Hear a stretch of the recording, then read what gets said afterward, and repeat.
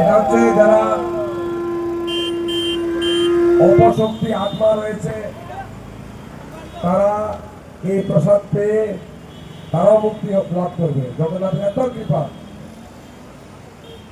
আর এই নারিকেলটাও কেউ ধরবেন না, ঠিক আছে?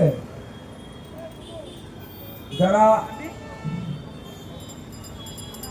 এমন কিছু আত্মা রয়েছে যারা এখনো মুক্তি লাভ করতে পারেনি তাদের জন্য জগন্নাথের এই কৃপা।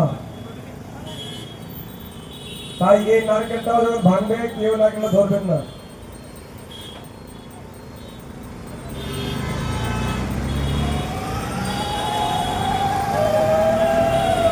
জগন্নাথের কত কৃপা দেখুন।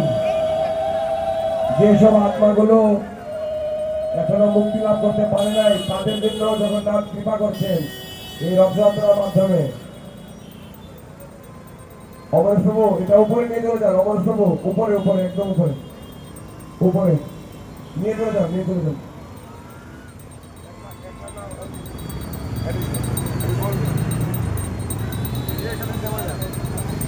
হরে কৃষ্ণ কেটে চালায় না না কত কিলো